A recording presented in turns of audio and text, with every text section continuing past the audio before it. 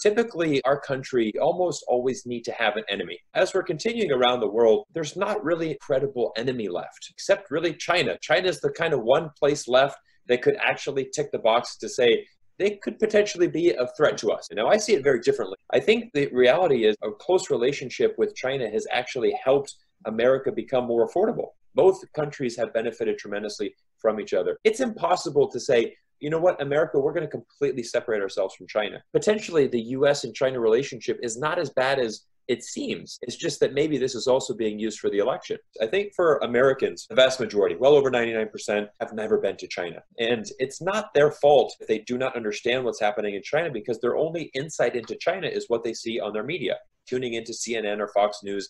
I think that's why it's really great that we have channels like this that people can actually see a more independent voice. I think in the United States' eyes, they were happy to see China almost at, we're America and you're China. But now we know that China is not below America anymore. China is an equal. Within a couple of years, China will overtake the US as the largest economy in the world, going to be the #1 superpower. And this is the first time in modern history for the last 200 years that it will not be a Western country. And I think it's very difficult for Americans to swallow that. If we have a war between China and the United States, the entire world loses. There definitely is a way for both countries to coexist, and we have to, because it is the world peace, it is the world economy, it is the entire planet. It depends on this. When China and the United States work together, the entire world wins.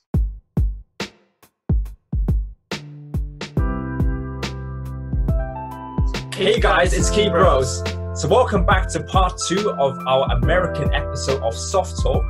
Before we start, just please let me remind you that we're talking to a guest from the US. He is Cyrus, who is also a very famous YouTuber. We'll link his channel in the description below. He has very good content, very good videos, so please check him out. Right, we'll start with the current US-China relations, which has turned into attention. So why do you think anti-Chinese sentiments shared by both Democrats and Republicans in the US? Does the American public share Trump and Pompeo's disdain and rhetoric about China and the Chinese government?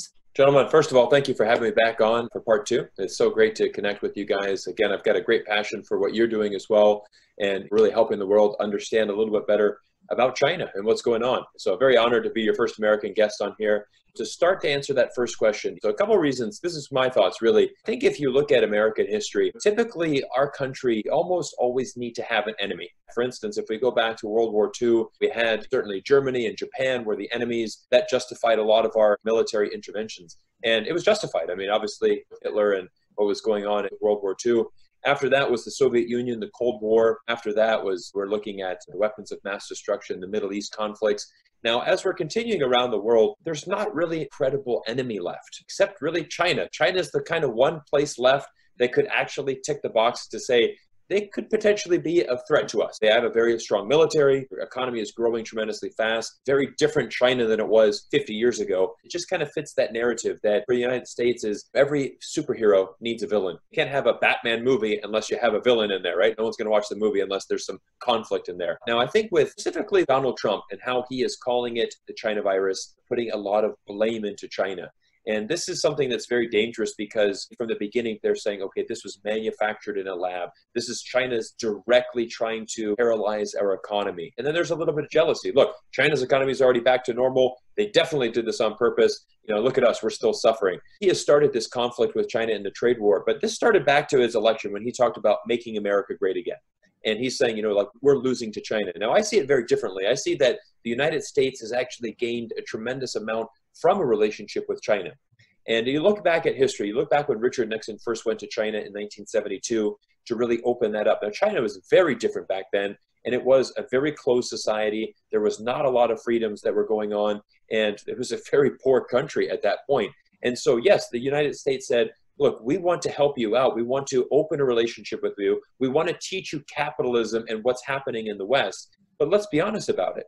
The United States had a very clear intention there. They saw that they could use a relationship with China to have self-gain, right? The United States gained tremendously. They started opening factories. US companies started going to China, producing in China. And this is one of the things that I've said, look at the amount of wealth that has been created for the United States by having a close relationship with China over the last 3 decades. Now, I think in the United States' eyes, they were happy to see China almost at we're America and you're China. This is how the relationship needs to go. But now we know that China is not below America anymore. China is an equal. We're at the table.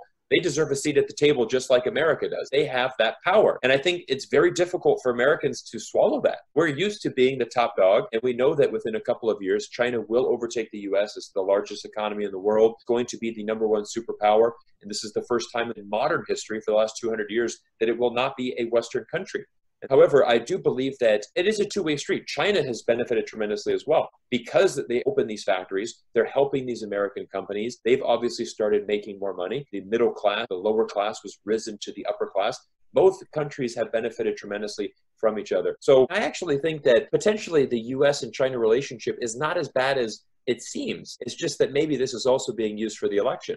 Maybe Donald Trump, he continues this rhetoric until November 4th. If he wins another 4 years, he says, okay, you know what? Let's sit down at the table. Let's work on phase 2, phase 3 of the China deal. Let's hash it out. We got to work with China. You can't just separate the two.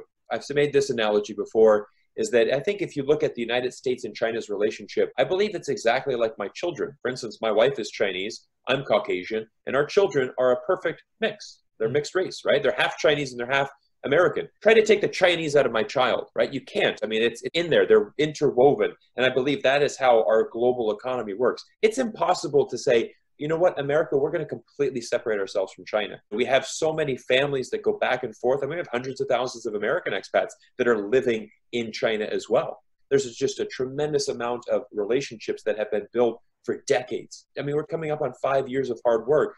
We just can't simply erase that. It's not that easy. It's just not going to happen. There will be brighter days ahead. One follow-up question. What do the American public think about China and the Chinese governments? Do they think their freedoms are being threatened by the CCP? This is certainly the rhetoric that is being fed to Americans. You look at Michael Pompeo, he's constantly saying China is stealing our liberties. China is the biggest threat to democracy in the world. It's almost always, what can we blame China for today? I think for Americans, one of the important things to realize is that the vast majority, well over 99%, have never been to China. And it's not their fault if they do not understand what's happening in China, because their only insight into China is what they see on their media. Tuning into CNN or Fox News, that's their only insight into China. I think that's why it's really great that we have channels like this that people can actually seek a more independent voice and actually hear from people that are on the ground. I do have a lot of friends and family that say, look, actually, why don't we listen to what Cyrus says? He lived in China for 10 years. Like, he knows a lot more than anybody else in our community. So I think with Donald Trump, he's saying that China is stealing our jobs. I think the reality is a close relationship with China has actually helped America become more affordable. You look at, for example, earlier this year when they were talking about these trade tariffs, there was a period where there was about 50 different footwear executives that all had signed a document, Nike, Under Armour, and all the big ones, plus many smaller companies as well, and said, look, if we continue down this road, essentially all of the footwear in America is going to be subject to about a 30% tariff. Now, Nike is not going to eat 30%. They're going to pass that right on to the customer. So your $100 Air Jordans are now, instead of costing $100, will now cost $130. American consumers are the ones that will lose the most. I do believe what they're simply saying is, we need to bring back all of these factory jobs to America. But the reality is, Americans don't want to work in those factory jobs. There's a really great film on Netflix called American Factory. Fantastic film. And it's so amazing because there's a billionaire Chinese businessman who goes to Michigan. He recovers the old General Motors factory and he turns it into an auto factory where he makes windshields for cars. In that local town, many of the Americans, they were unemployed for about 2 years, ever since the car factory had closed down. And anyways, this Chinese company comes in and they said, okay, we're going to start manufacturing these glass in America. We're going to hire American workers. Towards the end of the movie, a lot of the Americans were like, you know, when I was working for GM, we had the unions. I was earning $40, $45 an hour, all this pension, all this benefits. Now I'm making $25 an hour. How am I going to live on 25? The ironic thing is two things. Number one, you've been unemployed for 2 years. You finally have a job again, and now you're complaining. The other thing is, there's probably a reason why GM went out of business. They're paying you $45 an hour. Just not sustainable. Back in the 60s and 70s in America, when Detroit was the Motor City, everybody retired with a great pension. There was a tremendous amount of profit, but it's just not like that anymore. Things have changed. Just to see the Americans, you know, they're saying, well, China's stealing our jobs. Honestly, do you want to work in a factory making iPhones? I don't think you do. I think you'd rather just purchase your iPhone. Let's be thankful that we have China to partner because they can manufacture all this stuff and we get it at a reduced cost. Your iPhone's going to cost you $1,000. Can you imagine what it would cost you if you manufactured that in the US? It would cost you $3,000. So I think that there is a lot of people just are not understanding this relationship, even though the fact that so many of the good things, so many of the household things that we buy every day comes directly from China. There's a very important relationship there. I feel like what you've said really makes sense because it kind of reminds me of the rhetoric that was being spread in the UK before the Brexit referendum. Eastern Europe, the Hungarian, Polish immigrants were taking away our jobs. But I was like, well, would you be willing to work in those jobs, right? And also there's this idea of nostalgia, I feel like, in the US. You kind of see that with the Make America Great Again slogan. They're looking back at the 60s and 70s, looking at all that wealth. They're like, oh, why can't we go back to that stage? And the answer is really simple. That stage is in the past, and you can't always go back to the past. This also plays into their perception of China. We're supposed to be the top dog. We're supposed to be the best nation in the world. And now China has surpassed us in so many aspects. They're looking at those international students coming in, or those immigrants. They're also talented. And it's like, that's not what it's supposed to be. But again, you have to live in the present. You have to deal with the circumstances that you're currently in. That sort of nostalgia it's not going to be beneficial. It's not realistic. I think most people, not only in the US, but in most Western countries, their perception of China is mainly stuck in like the 80s, the 70s. They much need a more updated version of what's happening in China. I think with you having lived in China, it's very good that you can share your experiences to the world. So we just have one final question for Cyrus. So going forward, how can we all play a part or play a role in facilitating reconciliation between the US and China? Do you think the two nations can coexist peacefully? And do you agree to a certain extent that the West has to be fairer to China on the global stage for that to happen? We go down this road and we continue this, the end result will be a war. If we have a war between China and the United States, the entire world loses. Okay, we can basically just go back to the Stone Age. I mean, it's going to just devastate every economy. Every country in the world is going to be affected, every single country. So the answer is yes, there definitely is a way for both countries to coexist, and we have to, because it is the world peace. It is the world economy. It is the entire planet. It depends on this. So we have to find that way.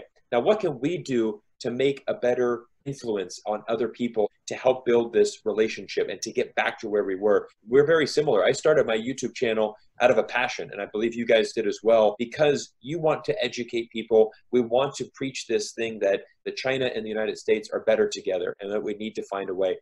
I mean, I'm in a unique position because I'm an American, but I'm pro-America. Obviously, I'm very pro-America. I love my country. I spent my first 23 years of my life living in America. It has defined who I am. No matter how long I live abroad, I'm in my 13th year abroad, you know, I will always be an American. But I'm also pro-China, and I'm pro a relationship working together. And this is what I say: when China and the United States work together, the entire world wins. The biggest battle is we need to encourage people to go out and seek independent news sources. This is why YouTube is becoming a very big community to really help people have a better understanding. In addition to that, I think a great resource, I love LinkedIn. LinkedIn is really great because you can connect with actual expats that are living and working in China. They give a great insight into what current trends are happening in China. I follow a lot of great digital marketers that are working on Chinese media, a lot of foreigners that have insights into China. You see the hundreds of thousands of expats that are living and working in China. You get a very different perspective. LinkedIn's a very healthy network. So when people ask me that question, how do I get news? I say, go to YouTube, go to LinkedIn. You know, if anybody's watching this episode and you want to find out more, talk to Chinese people. Very hardcore, make America great again. China's the problem for everything. How many of these people have actually spoken to an actual Chinese person? You're a Chinese national. You come from China. Tell me about your country. I think we have this perception and this stereotype. Chinese are desperate to get out of China. Everyone's fleeing China. It's a terrible place. What is China's #1 export right now? International tourists. The amazing thing is they make 150 million trips around the world last year, and they all go back home because the quality of life in China is very high. I would encourage people to talk to your Asian community, talk to your Chinese community, ask them what they think of their country. Most Chinese people around the world, they're always going to be proud of their country. They might not agree completely with the government of China, that's fine, but you're never going to find a Chinese person that says, you know, I don't love my country. I feel like what you said is really true in regards to the fact that you've lived in China and you can be a reliable news source for those who want to know more about China. I think we are also in a unique position because, as you said, you're very pro-American because, well, obviously you're an American, but also because you've lived in China, you're also pro-China. I think it's the same for us because being born and raised in Hong Kong, we have Western influences, and we also have Eastern influences. Exactly. So we have both pro-Western values and pro-Eastern values. Yep. And I think in the modern world, that's what you have to do. You cannot be isolationist, and there has to be a balance and a mixture of both sets of values. And that's basically why I want to facilitate understanding between both cultures and both sides. Right, I think what we're doing together is very promising. The second thing you talked about was this kind of prejudice or the lack of communication that many Americans have in relation to Chinese people. And I think this actually applies to Hong Kong people in particular, because most Hong Kong youngsters simply, they refuse to go to the mainland even on a vacation. And I think this is actually very interesting because even myself, as a very patriotic Chinese person, when I first went to the mainland, I was in Henan, and I was in a hotel looking at the TV. It was like the CCTV news hour, and it was talking about American politics. And I was like, oh man, they talk about America and China. I was asking someone who was sitting next to me, who was a local, obviously, and I was like, why isn't this censored in the mainland? And he kind of looked at me and he was like, well, we don't live in North Korea.